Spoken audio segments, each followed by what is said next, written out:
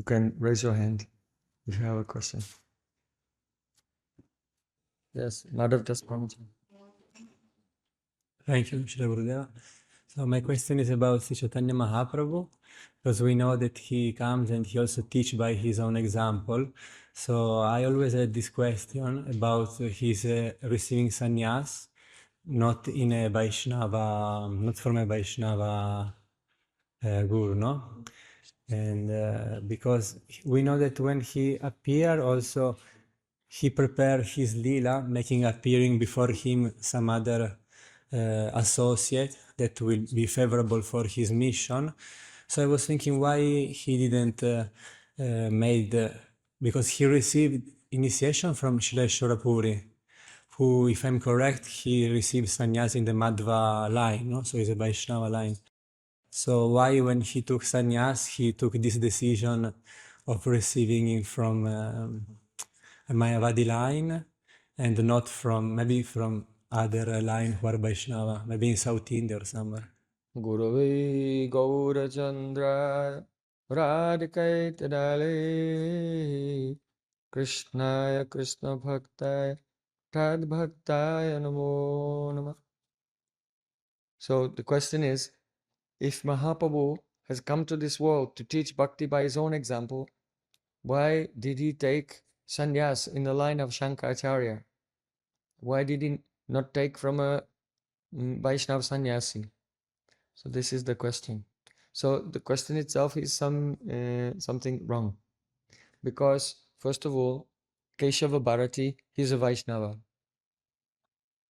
Keshava Bharati is a Vaishnava. And he is a disciple of Madhavendra Puri also. So Keshava Bharati was actually a great Vaishnava. Only in Bengal at that time, and in other places as well, during that period, the sannyas vidhi of the line of Śaṅkarācārya, the Dashanami sannyasis who accept, there are in, let me see,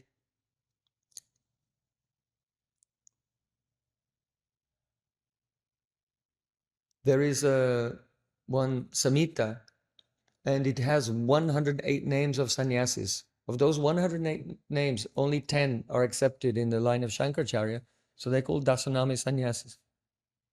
And so when Mahaprabhu received sannyas, he said that I have only accepted this cloth. I have only accepted the dress of the sannyasi. Paratmanistam matraveshadaram makunda sevayahai saṅkarācārya. The meaning is, I have accepted the renounced order. So within Varnashram Dharma, the fourth order is the sannyas ashram. And this sannyas ashram is an arrangement within Varnashram Dharma to transcend Varnashram Dharma. Understand? So, whether the ashram is in a Vaishnav, receiving from a Vaishnava, Vaishnav Sampradaya, or from the Shankar's Vidhi, according to Vidhi, it's still just a change of ashram. You understand? So, and it just so happens that Keshava Bharati is a Vaishnava, is disciple of Madhavendra Puri. And so he received sannyas, first of all, from a Vaishnava. Only the Vidhi, that means the ritual by which he received it, was the one that was popular at that time historically and spread everywhere and respected by all the people. So Mahaprabhu, after taking sannyas, he said, Paratmanishtam matraveshadharam. The purpose of moving from the ashram in which there are some social responsibilities to mother, to the wife, to feeding guests and all the responsibilities which are there with the Grihastha ashram. Now, the sannyas ashram is the ashram which is the facility within Varnashram Dharma to transcend Varnashram Dharma. So it's the responsibility of that ashram is Paratmanishtam, to become fixed in the realization of Atma and the Supreme Soul. So Mahaprabhu said, I have accepted this Vaish, this cloth, Paratmanishtam Matra. The word Matra means only. Vaishadharam. Vaishadharam, I have accepted this cloth only for Paratmanishta. And Mukunda Sevaya Hoy Śaṅkarācārya. And to be delivered from sansar, from this material world, by Mukunda Seva, service to Mukunda. So there's no question of any kind of Advaitavadi or Shankarite or Mayavad conception anywhere in Mahaprabhu or even in his Sannyas Guru as well. So another thing to consider is this, that you can say, well, Mahaprabhu took Diksha in the Madhva line, why not take Diksha from a Tirtha or someone, all the sannyasis in the line of Madhva are called Tirtha. So Madhavendra Puri is called Puri because he received Diksha from Lakshmipati Tirtha when he was a householder before his sannyas, and then later he took sannyas from Vishnu Puri. So Madhvacharya himself, he was very young when he took sannyas, and at that time Śaṅkarācārya's influence was very powerful everywhere, and Madhvacharya himself took sannyas from a follower of Śaṅkarācārya. So if you say Mahaprabhu is not following Madhvacharya because he took according to the vidya of Śaṅkarācārya, well, Madhvacharya himself took sannyas according to the vidya of Śaṅkarācārya. Like this, sorry, in Śaṅkarācārya's line. So that does not make him less of a follower, less following or respecting the tradition of Madhva. He actually did exactly what Madhva did as well. So you should see it in this way. Another thing is that Chaitanya Mahaprabhu, he is Saragrahi. He focuses on the essence. And so, if the form is something somewhat unconventional, that's not problematic for Chaitanya Mahaprabhu. He's pursuing the essence. And this is why he accepted us his associates, though he is a Brahmin, from Brahmin background. But he's very close and saying to Haridas Thakur, we are the same caste. Why? Because of the essence. In essence, I am Sachidananda and you are Sachidananda. He accepted Ramananda Rai, who was like he was a government official, very wealthy, living a life of opulence, but he was completely detached. Sarvabhauma Bhattacharya. He had so many associates from different walks of life. Now, one thing is that Chaitanya Mahaprabhu appeared for also one aspect of his lila is to preach. And so for bhakti to spread everywhere, it's necessary to overcome the influence of Mayavad. So by accepting the sannyas in the Shankarite order, then he became the object of some affection from those who were in Shankar's line. Like Sarvabhauma Bhattacharya, you say, oh, this young sannyasi, let me teach him Vedanta to help him. Oh, he's also from my village. Yeah? Oh, my father was friends with Nilambar Chakravarti. And so somehow or other, Mahaprabhu did Leela in such a way to attract that there should be affection towards him. The same when he went to Kashi. The leader of all the Shankarites was a Prakashananda Saraswati in Kashi.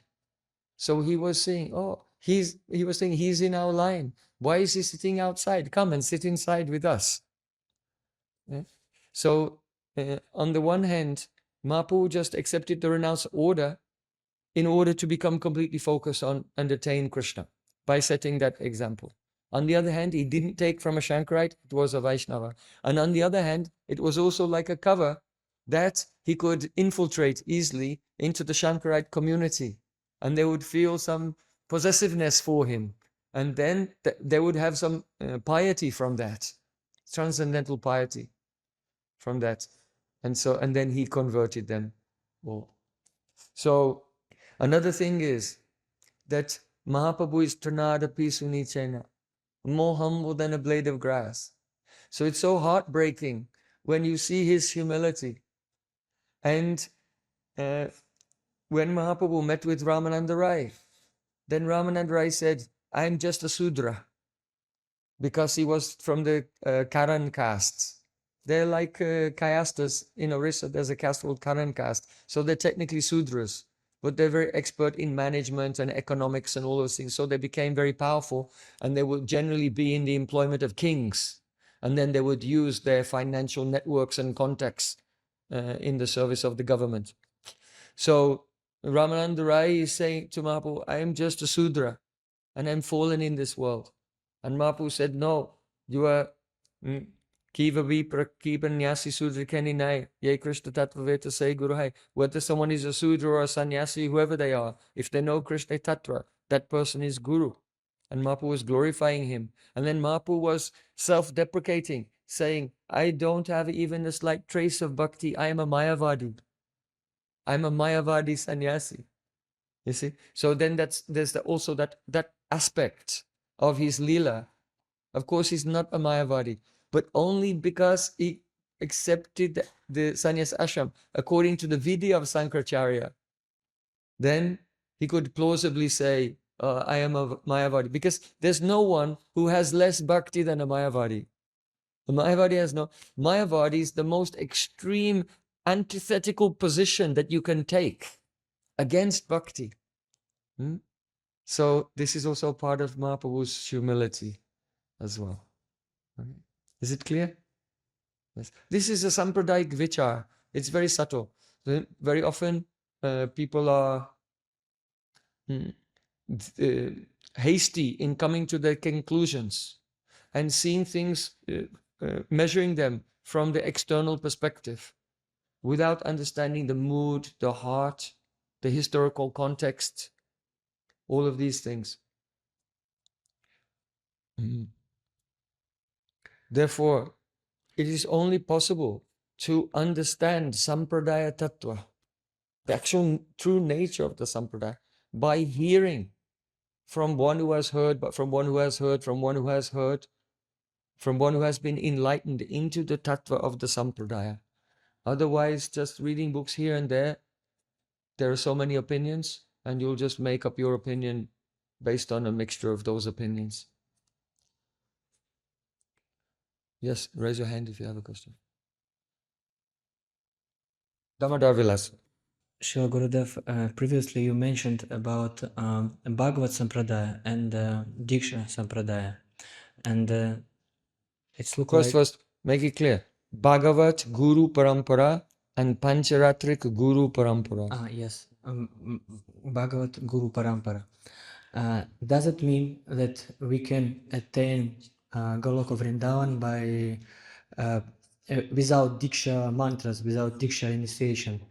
Because in Shastra I heard that Guru Diksha Vihinasya Sampradaya, Guru Diksha Vihinasya Nacha Siddhim Nasadvitim. Without Diksha it's not possible to attain a level. Sorry, say that verse again. Guru Diksha Vihinasya Nacha Siddhim Sadgatim Tasmat Guru Prayatnana Guruna Dikshita Bhavet is Padma Purana. And does it mean that we can attain Goloka Vrindavana without Diksha or not? And did accept Rupa Goswami and Sanatana Goswami Diksha from Sri Chaitanya Mahaprabhu or not? And where is it written that Rupa and Sanatana received Diksha from Chaitanya Mahaprabhu? I'm asking, they from anyone they received Diksha or not? And the power of Diksha mantra is depend from the quality of Guru. If Kanishtadikari give Diksha mantra, it will be work or not? Thank you. Okay, so first of all, you should know that historically speaking, in the Vedic tradition, there were at least 12 different schools or ways in which the knowledge will pass down. They have names like the Bhagavad school, the Pancharatra school, the Vaikanas school. Most of these, Bhaktisiddhanta Thakur has given the list of the different schools. But in Kali Yuga, only two have, they are still, the tradition is still going on. And that is the Pancharatic school and there was the Vaikana school, the Sattvata school. But in this Kali Yuga, the Bhagavad school and the Pancharatic school, they are still continuing. And so when you study the Sandarbhas of Srila Jiva Goswami, then also Mahāprabhu explained to Sanatana Goswami, Pancharatra Bhagavate A Lakshan Kai. The symptoms of bhakti are described in these two schools, Pancharatra school and Bhagavad school. And in the Sandarbhas, Jiva Goswami, from the very beginning, Athanatva mantra gurun bhagavatadam. First I give my pranam to my mantra guru and then to the gurus from whom I received the Bhagavat. And this theme of Pancharatriki Diksha, because the actual process of Diksha means Pancharatrik Diksha. It's a ritual within the Pancharatric school. Understand? So when people say Diksha, they may or may not be aware of it, but it's a process given in the Pancharatra. So, and it's a part of Pancharatra, means the Archan school of Archan. So, the theme is there again and again as you go through the Sandarbhas of Jiva Goswami. Just like we discussed the other day, it is said that a person contained perfection by his Bhagavad Shastra Upadrashta Guru, the person who instructed him in the Bhagavatam, or by his mantra Guru. So again and again it comes. Also in the discussion of different levels of Vaishnavas, the qualification of Kanishta, Madhyam and Uttam is given in the Pancharatric school. And then afterwards, the qualifications in the Bhagavad school are given as well. And they're not the same. Because in the description of the Uttam Adhikari, all the qualifications of the Uttam Adhikari are given in Bhakti Sandarbha. And in the explanation, Jiva Goswami Pad said, this refers to the Pancharatric school, because the qualities of the Uttam Adhikari don't mention in the list of qualities that he has Krishna Prem. It says he's expert in this and he's expert in that and he can do this and that. And Jiva Goswami said, you should take it that this is an explanation of the Uttam Adhikari in the Pancharatric school, because Prem is not mentioned. Whereas in the Bhagavad school, Prema Maitri Kripopeksha Yakaroti Samadhyama, Prem is mentioned for the Madhyam Bhagavat in the Bhagavad school. Understand? So this theme, it comes again and again. And only those who are prejudiced, who don't know the history and are not deeply versed in the Sandarbhas, they think, oh, what is this Bhagavad Guru Parampara? They're quite ignorant of history and of Shastra and of Siddhanta. So this is the first thing. Then the next question, do you need to take Diksha to attain perfection? And the answer is yes, you do. But no, a person can attain praying without Diksha, but not you. You see, in principle, it's possible to attain prem without Diksha. I never saw that when Mahāprabhu was going through the Jarikanda forest, that all the tigers sat down in a fire. Mahāprabhu give the mantra in the right ear of the tigers, then they sat in the fire and Mahāprabhu gave them the thread and they did swaha, swaha. They didn't undergo the Upanayan sanskar, which is recommended to be performed along with the, to make a deep sanskar, along with the Diksha mantras in the Samskar Dipika and Satkrisa Dipika of Gopal Bhatta Goswami. So, praying. It is said that we mentioned yesterday that Emonodoyalu nahi shuni tribubani Krishna prema hoya durdarashani. People would get prem just seeing Mahāprabhu from far away. Where's the Diksha? So yes, it's possible to get prem. It's possible to get prem Hare Nam, Hare Nam, Hare Nam just by chanting the holy name. We don't see that Haridas Thakur received Diksha. There's no history of Haridas Thakur receiving Diksha. However, he's Lord Brahma. So he received Diksha from Krishna's flute in the Brahma Samhita. So, in principle, it's not impossible to get Krishna Prem. Why? Nishta hoila upajay prema taranga.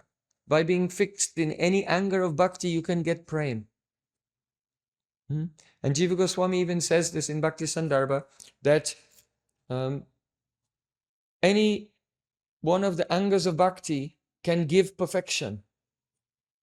The holy name can give perfection. Guru Seva is independent and can give perfection. So, what is the necessity of Diksha? So Jiva Goswami Pad said that the reason a person, when they chant the holy name, they don't get prem is because they have vikshipta chitta. That means their mind is subjected to distractions. Vikshipta chitta. And also one of the things that causes their mind to be in a state of distraction is kadarya-shil. Kadarya-shil means they have some unvirtuous or impious habits. So if you have impious habits like eating meat or illicit connection with the opposite sex, taking intoxicants or gambling, these things make the mind become unsteady. So you have vikshipta chitta. So because the living entities, they are affected by kadarya shil and vikshipta chitta, when they chant the name, then they cannot become absorbed in the holy name. They commit offenses to the holy name. They have inattentiveness. And so, to overcome these two faults, there's a process of regulating your life. Because Diksha is not, oh, sit down, receive a mantra. Just like yesterday, there was one Indian gentleman. He came to me after the class and he said, oh, I am so inspired by you. Please give me Diksha today.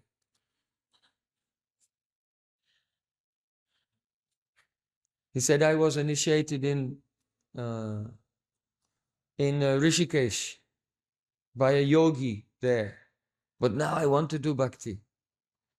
Can I be initiated again? I said, yes, it's all right. If you have initiated in a line of yoga, but you want to come in the line of bhakti, that initiation is not relevant. You have to, if you want to follow bhakti, you need to be initiated by a Vaishnav guru in the line of bhakti. So that is fine. He said, can you give me today? I said, no. Mantra cannot be given in the evening, it has to be given in the morning. And the guru has to test the disciple before initiation. Without testing, then this causes the destruction of society. And it is a sign that the guru has material attachments to followers. He wants to collect followers. Easy come, easy go. So,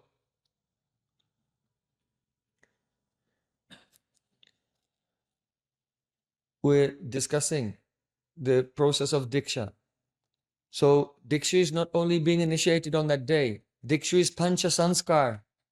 You have to go through the Pancha Sanskars. The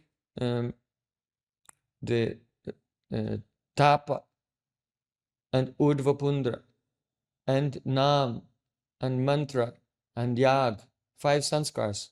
And to do all of these things, you have to regulate your life. You have to have a strict schedule and sadhan and practices.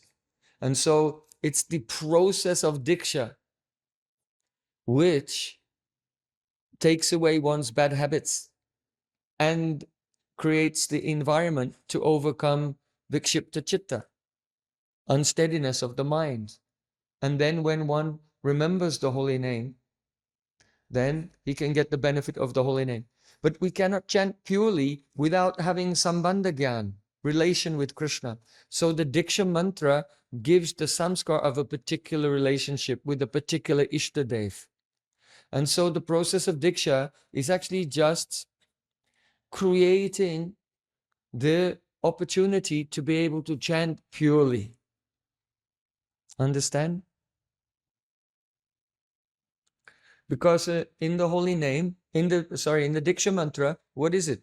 It's a bij, a word indicating prapatti, surrender, and then the holy names. So it's just the holy name. But the whole process of Diksha creates the possibility and the qualification to be able to chant purely. So another thing is that by the will of the Lord and by the desire of the great rishis who have revealed the Panchatric mantras, the mantras themselves have a special shakti to awaken your Sambandha Gyan as well.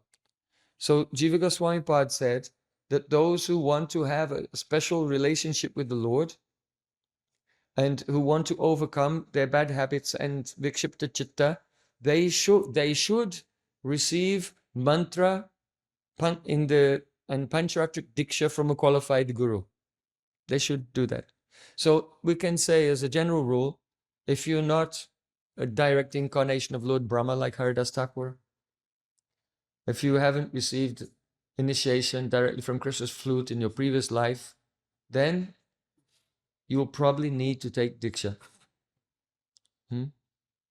So in Kali Yuga, we all have this Kadarya Shila and Vikshipta Chitta. So yes, we need to take Shiksha. You can see in the teachings to Sanat Goswami, Mahāprabhu quotes the verse, and it's also quoted by Rupa Goswami in Padyavali. No diksham na chasatkriyam na purascharyam managikshate. The holy name is attractive to all persons, even liberated souls. It bestows all auspiciousness. And except for the dumb, people who are dumb, who cannot chant it, it is very easily available to everyone. The holy name does not depend on Diksha, does not depend on Purascharya. Purascharya means some rituals that you have to perform when you receive Diksha, then you have to do Purascharana in the strict system. So, this Rupa Goswami, Mahāprabhu himself, they say, no Diksham na chasatkriyam na Purascharya managikshate. The holy name doesn't depend on Diksha. So Siddhantically, philosophically, in principle, it's a fact. But in practical life, because of the qualification of practically everyone in Kali Yuga, we there's a synergy between the Panchatric path and the Bhagavat Marg. You see? So most persons are not qualified for the Bhagavat Marg. So we begin by following Vaidhi Bhakti, that is Archan, the Panchatric Marg. By following that, then one becomes Kriti, refined. And then Sadhyo Ridyavrudate Kritibi Susrusabis Tatchanat. Those who are already refined, then when they hear the Bhagavatam, then they can immediately get Krishna prem. So it may be that someone received Panchatric Diksha from one guru, and he becomes refined by that. But that guru, he is not on the highest level. and then they meet another guru who is on the highest level of Krishna Prema and realize the service of Radha and Krishna. And when they hear the Bhagavatam from the Bhakta Bhagavat, then that person immediately gets prema. Or after some time, he gets prema. So, it is recommended by our acharyas, and our acharyas set the example. Chaitanya Mahaprabhu received Diksha. Rupa Goswami, Sanatana Goswami, everyone, all of our acharyas have received Diksha. But that doesn't mean that from whom they receive Diksha is always the prominent guru from whom they receive prema. But it's considered the mercy of, if one associates later with a very high level Bhakta Bhagavat, who becomes prominent, but it was by the mercy of the Diksha Guru. So that's why we say, Nama Shashtam Manamapi Sachiputra. This verse is Raghunath Dasa Swami's prayer to whom? Who is he praying to? Raghunath Das Goswami. Who is he praying to in this prayer? Nama Shreshtam Manamapi Sajiputram Atraso. Sanatana Goswami. Wrong. Wrong.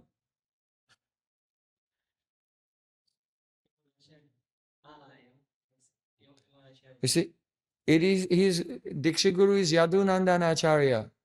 So he's saying, by the mercy of my Diksha Guru, I received Harinam, I received Diksha, and then the association of Mahaprabhu, Swarup Damodar Goswami, Sanatana Goswami, Rupa Goswami, and all the gifts, the Pratita Kripa, the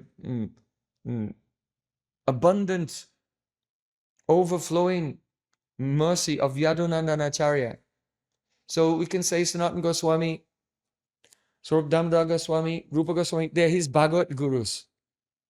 But Rupa Goswami became the main one.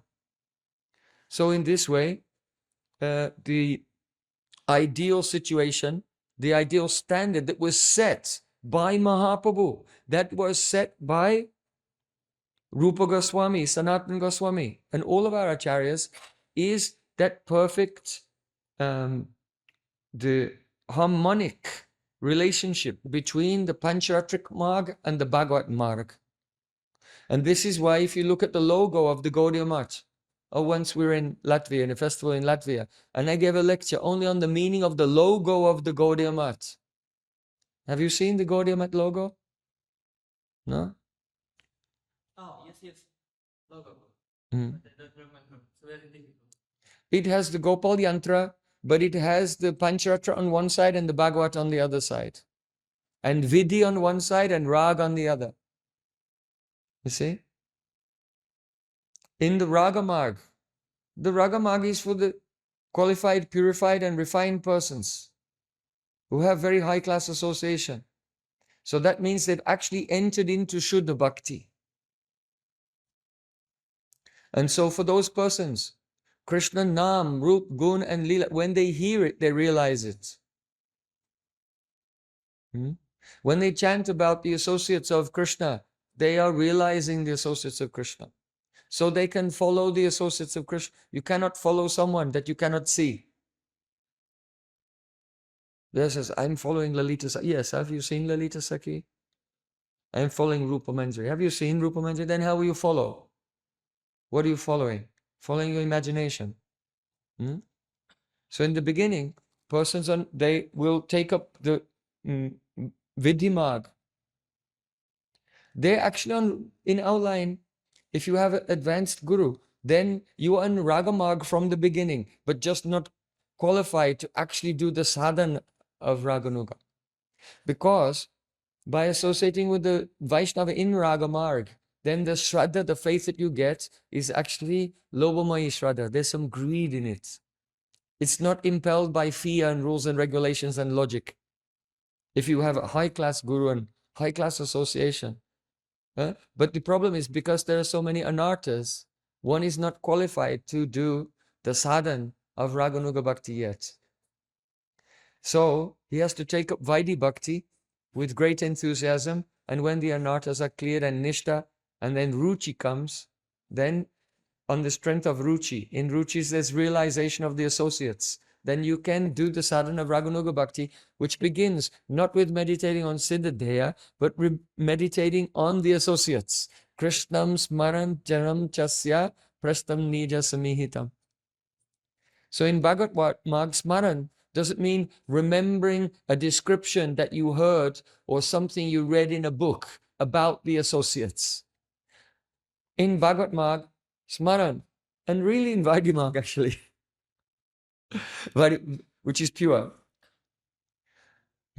when not in the stage of anartha-nivritti, only from Shraddha to Nishtha is actually Shraddha Tattva, it's not even Bhakti Tattva. But according to the real definition of Smaran, remembrance, or even the real definition of hearing, the real definition of chanting, it means realizing.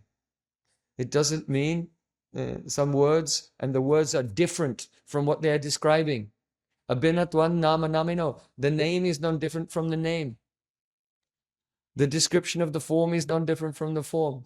The description of the qualities is not different from the qualities. The description of the associates is actually non-different from the associates. If we don't realize the non-difference, then where's our Advai Gyan? Where is our Advai Gyan? Non-duality. Because we have duality between the word and the object. So there's no Advaya Gyan at all. So the practical situation is that though the Panchatric Marg is independent, it's its own path. But because it's Vidhi Bhakti, it will lead to Vaikuntha, or to Golok, which is Mahavaikuntha. And Bhagavad Marg is also independent. It's not dependent. So no Diksham, not just Satkrem. There's no need of Diksha. Bhagavad Marg is independent. But for whom? More qualified devotees. And it can also be independent even for the less qualified devotees, but it will take a long time. You can get Krishna Prem just by chanting Hare Krishna. You can do that, but it might take you a long, long time because of the level of qualification. And so the ideal standard that was set by Mahāprabhu and all of our acharyas is this synergy, the harmony. We take up the Panchatrik Marg and then gradually become qualified to enter into the Bhagavad Marg, but outwardly we still follow not every aspect of it, but outwardly we still follow the main principles. Sravana Kirtanadini, Vaidhi Bhaktuditanitu, Tanyanyangi, Yanyangani, Chatanyatra, Vigyayani Manishibi. So Rupa Goswami Pad said, those in Ragamarg, they also follow mainly all the angas of bhakti which are observed in the Panchatrik Marg as well.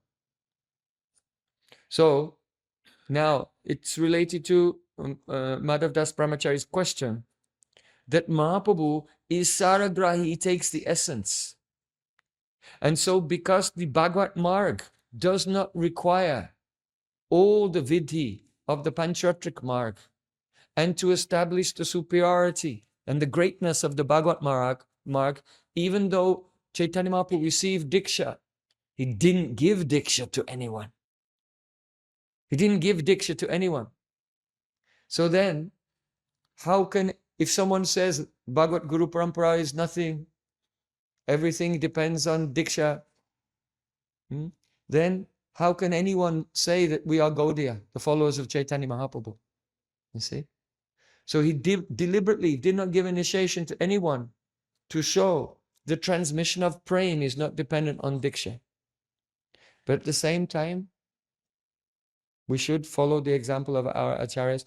Mahaprabhu received Diksha, but even receiving Diksha, he could not fulfill his three desires without going to his Bhagavad Guru, who is Ramananda Rai, without hearing from Ramananda Rai.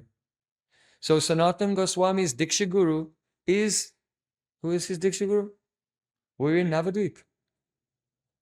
Yes? We told so much about Sanatana Goswami's Diksha Guru. He's a resident of Vidyanagar.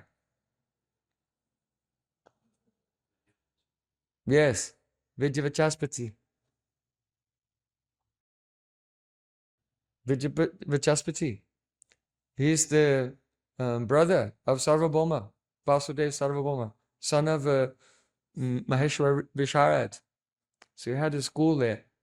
And of course we know Mahaprabhu went and he tried to hide in his house.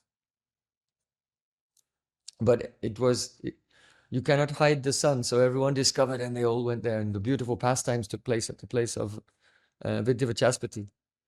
And then Mahaprabhu disappeared, just like Krishna disappearing from the Rasa Leela. Hey, where did he go? And he went to Kulia, to the house of Madhav Das in Kulia. But everyone then was against and quarreling and criticizing Vidyavachaspati, that he's not being generous and he's hiding Mahaprabhu in his house. So, Vidyavachaspati is the Diksha Guru of Sanatana Goswami, and he's mentioned that in his commentary on Srimad Bhagavatam and glorified him. And the Diksha Guru of Rupa Goswami is Sanatana Goswami himself. So you see everywhere in the writings of Rupa Goswami, he's always mentioning Sanatana Goswami in Bhaktarasamrita Sindhu. And in every song.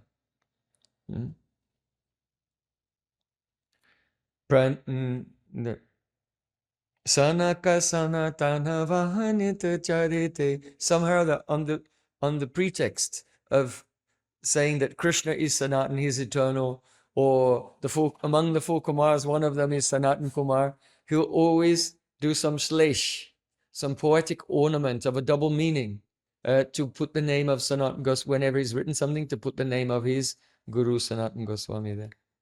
Like that. And then the last part of your question was, is the success of someone's Diksha related to or proportionate to the advancement of the Guru who gives the Diksha? Yes, of course.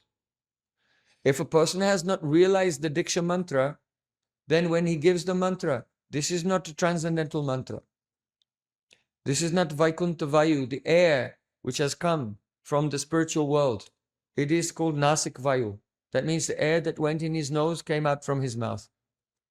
Nasik Vayu, not Vaikuntha Vayu. So absolutely, the success, the progress that the disciple will make, and the power to give the prakash, illuminate the heart of the mantra, is directly proportional to the advancement of the Guru's giving the mantra. Yes. So it's essential to receive mantra from a qualified person who has realization. Gaur Premanande.